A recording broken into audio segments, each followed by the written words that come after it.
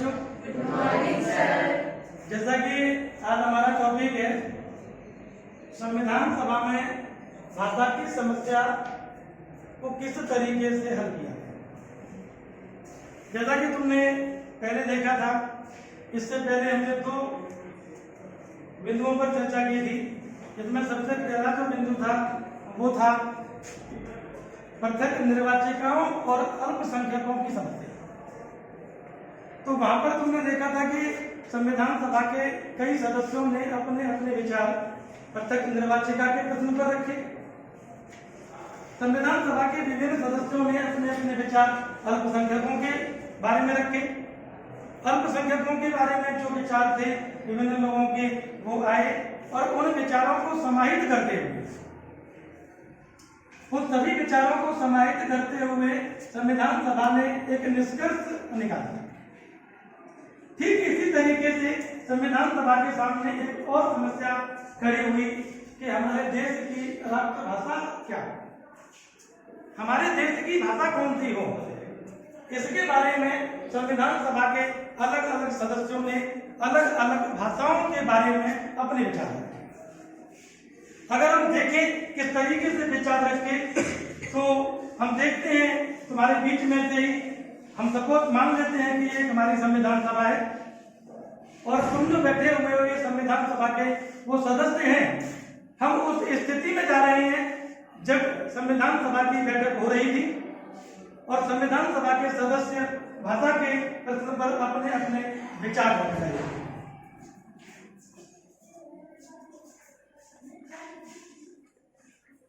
मेरा मानना है कि हर एक को ऐसी भाषा बोलनी चाहिए जो ऐसी भाषा बोलनी चाहिए जिसे सभी लोग आसानी से समझ सके। हिंदी और उर्दू के मेल से बनी हिंदुस्तानी भाषा जो कि बहुसांस्कृतिक निष्ठ भाषा विभिन्न समुदायों के बीच संचार का एक आदर्श भाषा बन सकती है। यह हिंदुस्तानी भाषा न तो संस्कृत निष्ठ हिंदी होनी चाहिए और न ही फारसी निष्ठ उर्दू होनी चाहिए। यह दोनों का सुंदर मिश्रण है। यह भाषा हिंदू और मुसलमानों तथा उत्तर और दक्षिण के लोगों को एकजुट कर सकती है। But not everyone in the assembly knew the Hindi language. Therefore, English should be affiliated as the national language. मैं ये कहना चाहता हूँ कि इस सदन में 2 लोग हिंदुस्तान का संविधान रचने बैठे हैं और हिंदी नहीं जानते, वो इस सभा की सदस्यता के पात्र नहीं है, उन्हें यहाँ से चले जाना चाहिए। हाँ, मैं इनके समर्थन में हूँ। जो जिन लोगों को हिंदी नहीं आती उनको इस सभा से बाहर हो जाना चाहिए।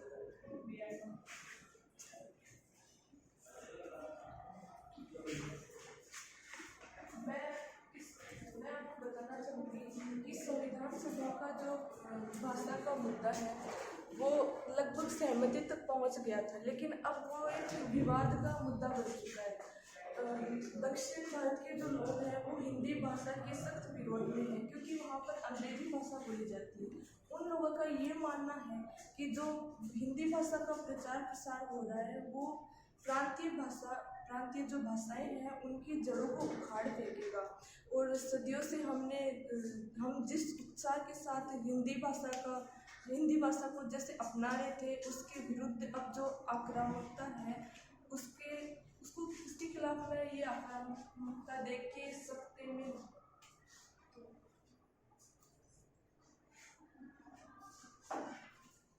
मैं कांग्रेसी तथा महात्मा गांधी का अनुयायी होने के नाते हिंदुस्तानी भाषा को राष्ट्रीय भाषा के रूप में स्वीकार कर चुका हूँ।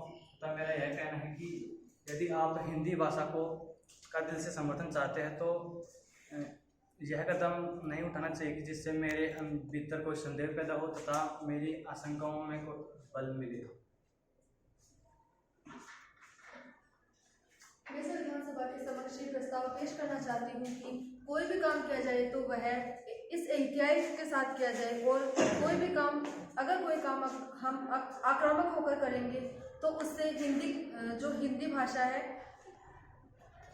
भाषा का कोई भला नहीं हो सकता। चाहे लोगों के भय निराधार हो, हमें लोगों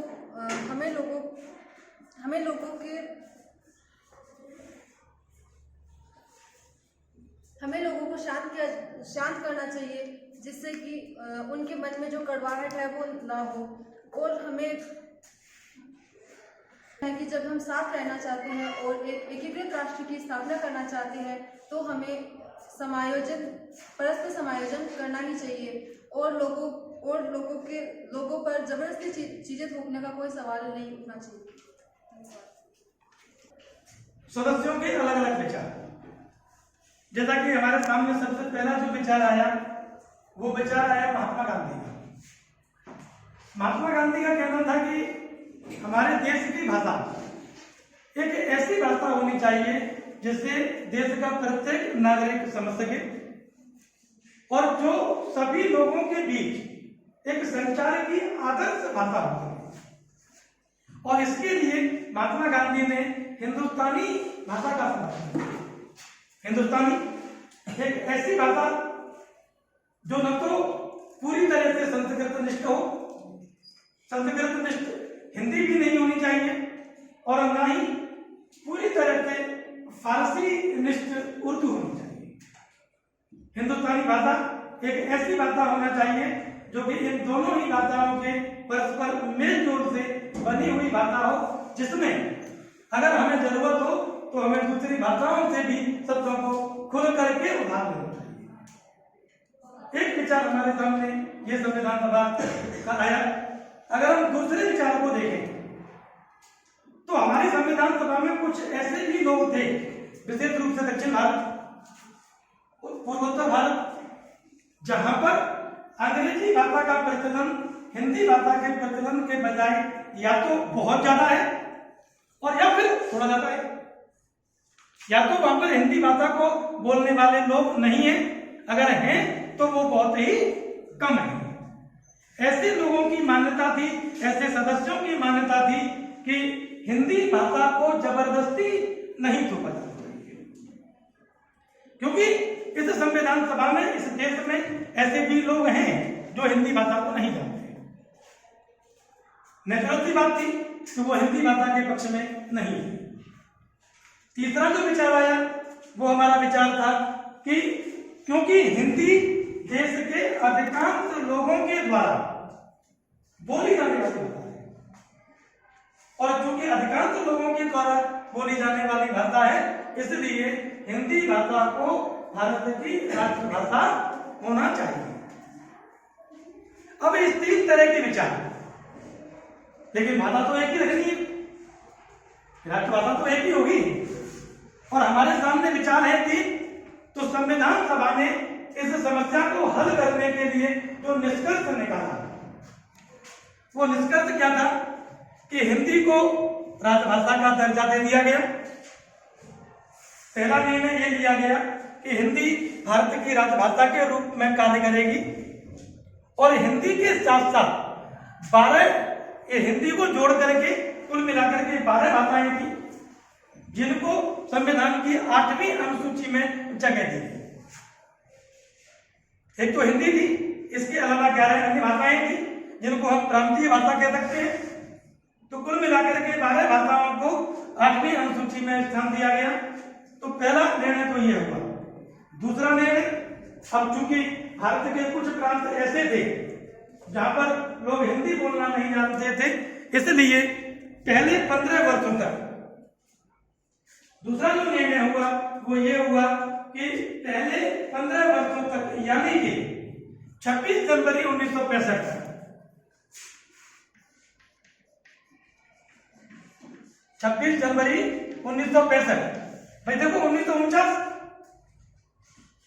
14 सितंबर 1949 को हिंदी को राजभाषा घोषित किया गया।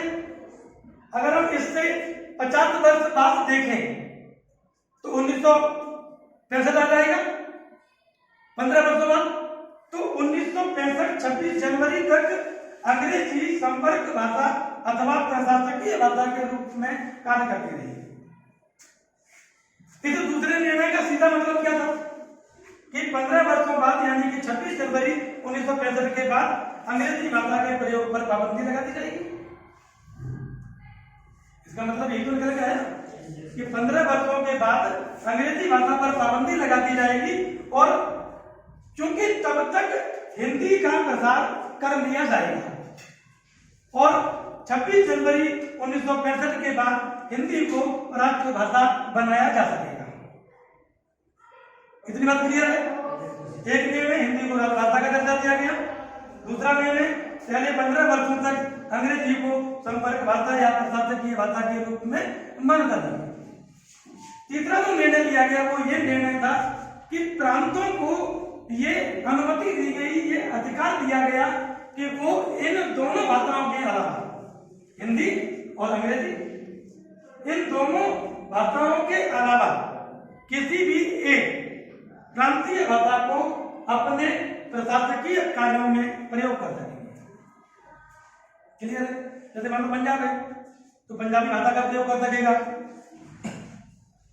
कर्नाटक है तो कन्नड़ भाषा का प्रयोग कर सकेगा, महाराष्ट्र है तो मराठी भाषा का प्रयोग कर सकेगा। इस तरीके से प्रांत किसी भी एक भाषा का प्रयोग वो अपने प्रशासकीय कार्यों में कर सकेंगे। तो इस तरीके से ये 3 निर्णय लेकर के भाषा की समस्या को हल किया गया। कुल मिलाकर के 14 सितंबर 1949 को हिंदी को भारत की राजभाषा घोषित किया गया। इसीलिए 14 सितंबर को भारत में हिंदी दिवस के रूप में मनाया जाता है। तुम भी मनाते हो? हिंदी पखवाड़ा है ना, 15 दिन का एक वो चलता है, पीरियड चलता है जिसमें हिंदी के बारे में प्रचार प्रसार करने का प्रयास होता है और 14 सितंबर को हिंदी दिवस के रूप में पूरे भारतवर्ष में मनाया जाता है। 1963, जैसा कि यहाँ पर हमने देखा कि 15 वर्षों के बाद अंग्रेजी पर पाबंदी लगा दी थी और हिंदी को राष्ट्रभाषा बनाए जाने के क्रम में आगे बढ़ा था। तो 1963 में इसके लिए एक राजभाषा कानून बनाया गया। राजभाषा कानून बनाने का उद्देश्य क्या था? हिंदी की प्रगति को देखना, तो हिंदी भाषा के क्षेत्र में कितनी प्रगति हमने 15 सालों में की, जो ऐसे प्रांत थे जहां पर हिंदी नहीं बोली जाती, अगर प्रगति हुई तो उसको राष्ट्रभाषा बनाया जा सकेगा। लेकिन यहां पर देखा गया कि जो नॉन हिंदी क्षेत्र थे, यानी कि दक्षिण भारत और पूर्वोत्तर भारत, उन्होंने हिंदी के प्रचार प्रसार में बहुत ज्यादा रुचि नहीं ली और इसीलिए 1965 में एक नया निर्णय लिया गया कि जो अंग्रेजी पर पाबंदी का प्रचलन था उसको हमेशा के लिए हटा दिया गया और अभी तक वो अंग्रेजी उसी तरीके से प्रशासकीय भाषा और संपर्क भाषा के रूप में निरंतर काम करती हुई आ रही है और हिंदी हमारी राजभाषा के रूप में आज भी काम कर रही है। ठीक है, कुल मिलाकर के भारत की कोई भी राष्ट्रभाषा निर्धारित नहीं की जा सकी और इस तरीके से भाषा की समस्या का समाधान संविधान सभा के द्वारा निकला। क्लियर है? कोई समस्या? तो ये सारे विचार जो संविधान सभा के सदस्यों ने दिए, जैसा कि तुमने प्रेजेंट किया, उन विचारों को तुम्हें ध्यान रखना है कि किस संविधान सभा के किस सदस्य ने क्या विचार रखा और संविधान सभा ने उस समस्या का हल किस तरह निकाला। और ये कुछ महत्वपूर्ण बिंदु हैं, इनको याद रखना है और फिर कल हम चर्चा करेंगे इसके आगे।